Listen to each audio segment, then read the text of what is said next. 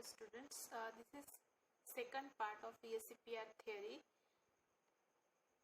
आपण first रूलचा video already मी तुम्हाला share केलेला आहे.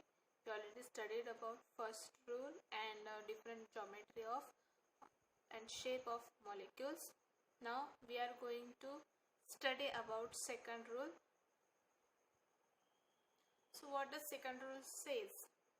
Presence of one or more lone pair of electron around the central atom distort the regular geometry of molecule and also affect the bond angle. तर आपला second rule काय म्हणते की when there is a presence of one or more lone pair in that atom, it distort the regular geometry. Okay, first rule मध्ये आपण बघितलं होतं की जेव्हा फक्त बॉन्ड पेअर प्रेझेंट असतात मॉलिक्युल्समध्ये तेव्हा त्याची जॉमेट्री जी असते ती नॉर्मल असते, त्याचा शेप चेंज होत नाही बॉन्ड पेअरमधून. बट व्हेन जेव्हा त्या ॲटममध्ये लोन पेअर ॲड होतात तेव्हा त्याची जॉमेट्री, त्याचा शेप जो आहे हा डिस्टॉर्ट होतो due to bond pair or lone pair bond pair or lone pair lone pair repulsion. Okay, खाली तुम्हाला एक लाईन दिसत आहे, that is bond pair repulsion is lesser. म्हणजे बॉन्ड पेअरचं जे रिपल्शन असते ते लेस असते as compare to bond pair lone pair. And ते लोन पेअर रिपल्शन जे आहे हे सगळ्यात जास्त असते.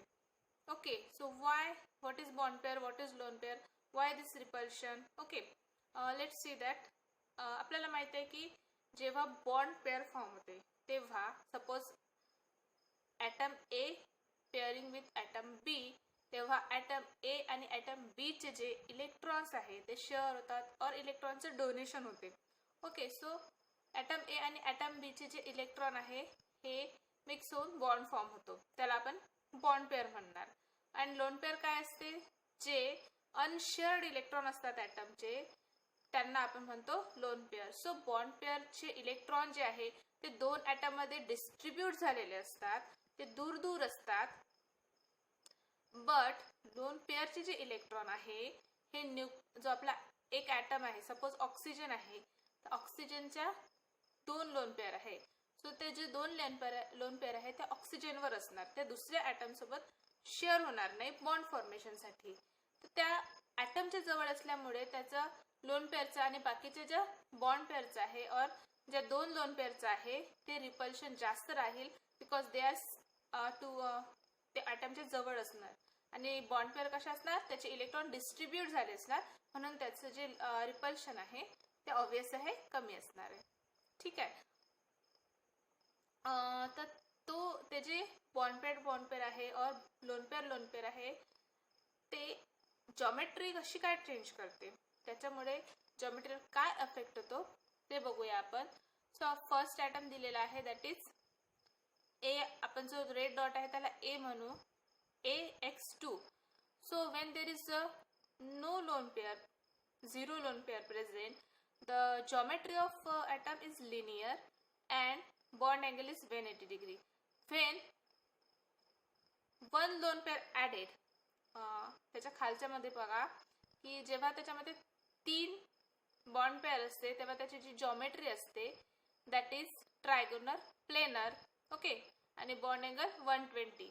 जेव्हा लोन पेअर प्रेझेंट नसते, जेव्हा एक लोन पेअर ऍड होते, the atom having two bond pair and one lone pair, the shape of that molecule is bent. Okay, the shape of that molecule is bent and bond angle is 120 degree. म्हणजे तुम्ही बघू शकता laser than 120 degree, म्हणजे त्याचा जो bond angle असतो for two bond pair and one lone pair atom, that is AX2 with one lone pair atom, त्याचा जो शेप आहे तो आहे बेंट आणि त्याची जी बॉन्ड अँगल आहे तो 120 डिग्री पेक्षा थोडा कमी असतो. त्यानंतर रेग्युलरली जेव्हा आपल्या ॲटम मध्ये 4 बॉन्ड पेअर असतात, okay 4 bond pair, example is CH4. So when there is a 4 bond pair present, the geometry is tetrahedral. Okay, we already see that the geometry of CH4 is tetrahedral. But when there is a 3 bond pair and 1 lone pair, the geometry becomes trigonal pyramidal. काय बनते geometry?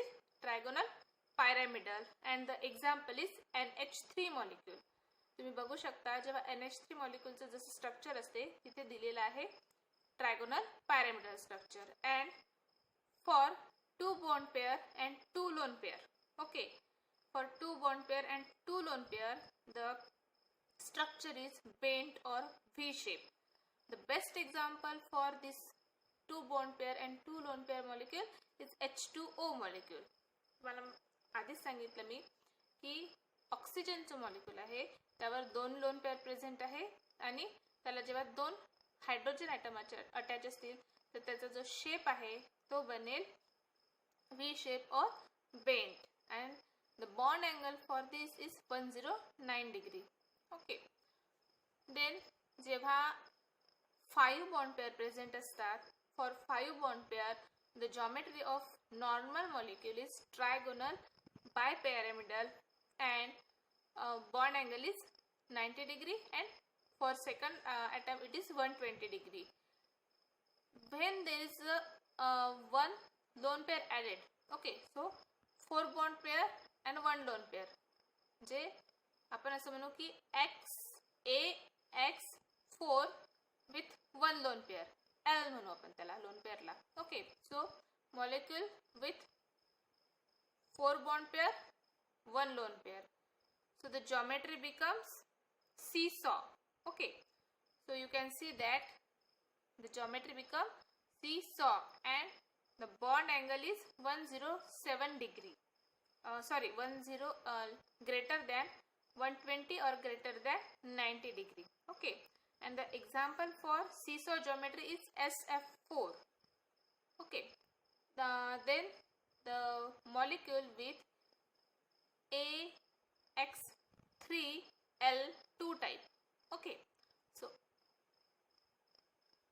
the molecule with 3 bond pair and 2 lone pair, for this the geometry is T shape. Okay, geometry काय राहील T shape and bond angle is greater than 90 degree. 90 degree पेक्षा थोडा bond angle जास्त राहील. And the best example is TeCl4. For a T shape molecule the example is TeCl4. And last is the AX2L3 type molecule, means the molecule with 2 bond pair and 3 lone pair. Okay, असा जर molecule असेल तर shape is linear and the example is ICl2 negative ion. आणि last जे आहे that is our octahedral molecule. सगळ्यात last खालची जी row आहे त्यामध्ये बघा octahedral, the molecule with 6 bond pair. ज्या मॉलिक्यूलमध्ये 6 बॉन्ड पेअर असतं त्याचं जे स्ट्रक्चर आहे ते ऑक्टाहेड्रल आहे. Then next is square pyramidal, the molecule with AX5L type. Okay, AX5L टाईपचा म्हणजे ज्या मॉलिक्यूल मध्ये 5 बॉन्ड पेअर असेल आणि एक लोन पेअर प्रेझेंट असेल. The shape of that molecule is square pyramidal with bond angle 90 greater than 90 degree. The example of this is IF5 molecule. IF5 or BRF5 molecule. त्याचा जो type असेल that is AX5 with 1 lone pair. Okay, so the next is a molecule type AX4L2. म्हणजे ज्या molecule मध्ये 4 bond pair present असेल and 2 loan pair present असेल. The shape of that molecule is square planar with bond angle 90 degree, and the example for that is ICl4 negative ion. Okay, for square planar geometry, that is for AX4L2 type molecule, the example is ICl4 negative ion. Okay, the next is AX3L3 type molecule, means ज्या molecule मध्ये 3 bond pair present असेल and 3 loan pair present असेल. So that the shape of that molecule is T shape with bond angle less than 90 degree, and the last molecule is the molecule with AX2L4 type, that is ज्या molecule मध्ये 2 bond pair present असेल and 4 lone pair present असेल. The shape of that molecule is obviously linear and the bond angle is 180 degree. Okay, so in this way the lone pair affects the geometry of molecule and shape of molecule. Okay, so this is the rule number 2, which says that when there is a presence of one or more lone pair of more electron or more lone pair present, then the regular geometry distort होते आणि त्याचा shape जो आहे हा change होतो. मॉलिक्यूलचा जो shape आहे तो चेंज होतो. So the next rule is third rule, that is the bond angle depend upon electronegativity of atom attached to central atom. Greater is the electronegativity of attached atom, lesser is the bond angle.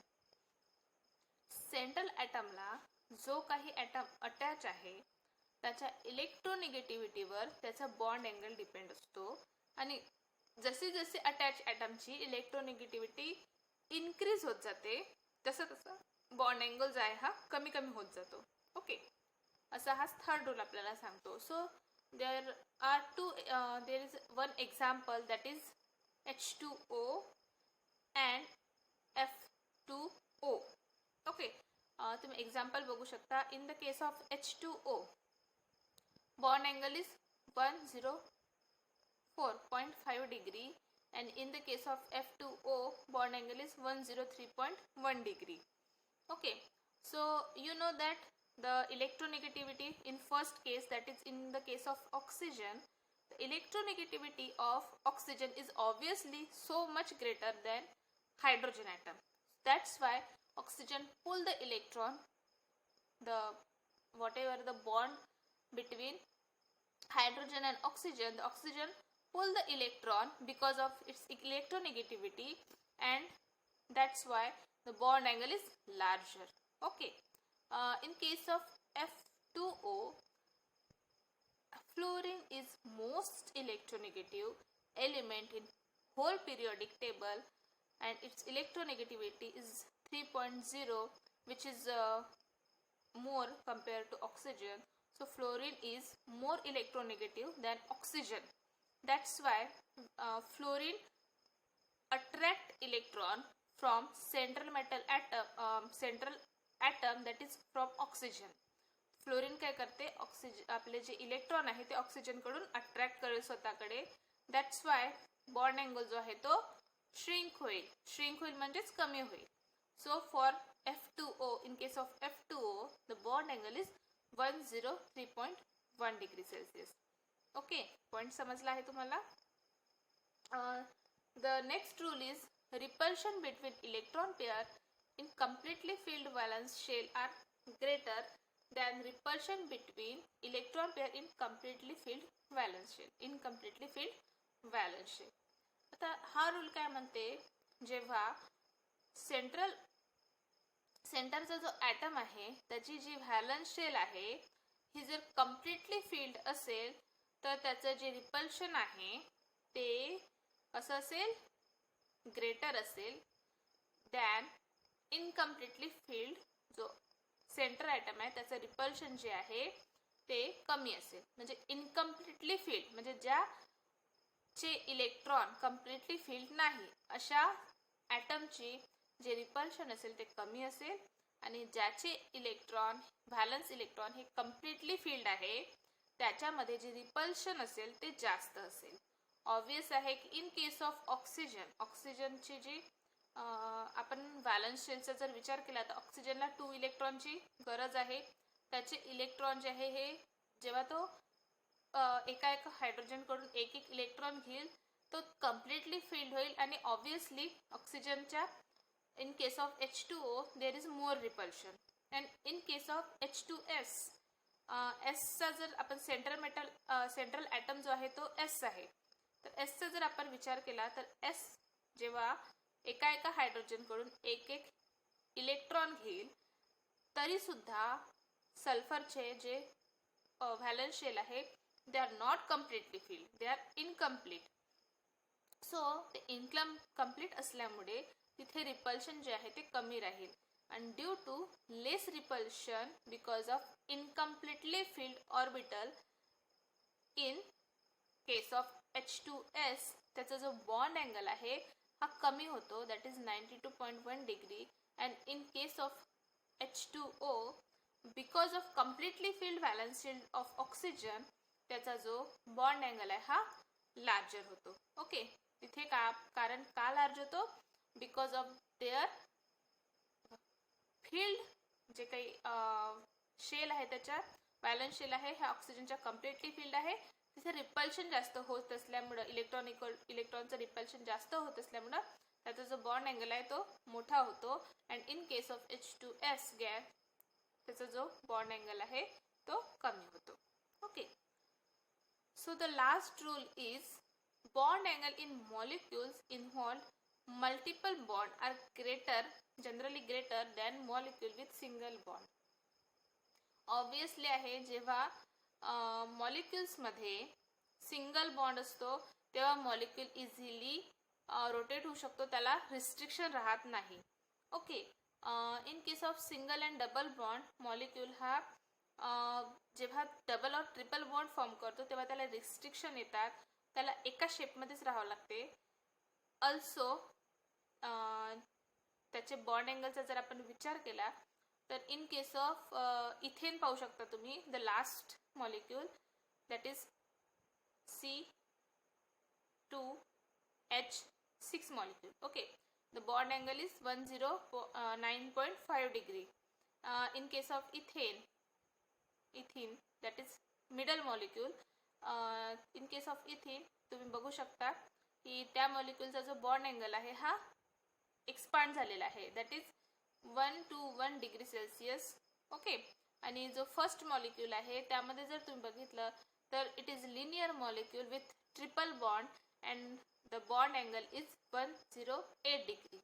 Means जेव्हा मॉलिक्युल्समध्ये single आणि double bond जेव्हा मॉलिक्यूलमध्ये double आणि triple bond present असतात तर compare to single bond त्याचे जे bond angle असतात हे ग्रेटर असतात.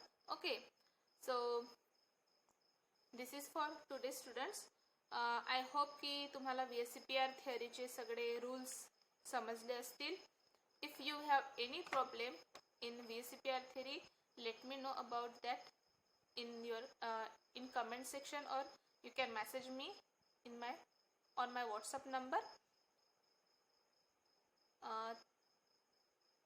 त्यानंतर जो लास्ट व्हिडिओ असेल याचा त्यामध्ये आपण डिफरंट टाईपच्या मॉलिक्युल्सचे आपण शेप बघूया की जसं AB2 मॉलिक्यूलचा शेप कसा असेल, त्यानंतर AB5 मॉलिक्यूल आहे त्याचा शेप कसा असेल. मी हे तुम्हाला फर्स्ट व्हिडिओमध्ये ऑलरेडी सांगितलं आहे, बट तुम्हाला जर क्वेश्चन आला क्वेश्चन कसा सॉल्व करायचा हे मी तुम्हाला लास्ट व्हिडिओमध्ये शेअर करेल. आणि इथे आपलं जे फर्स्ट युनिट आहे ते कम्प्लीट होईल.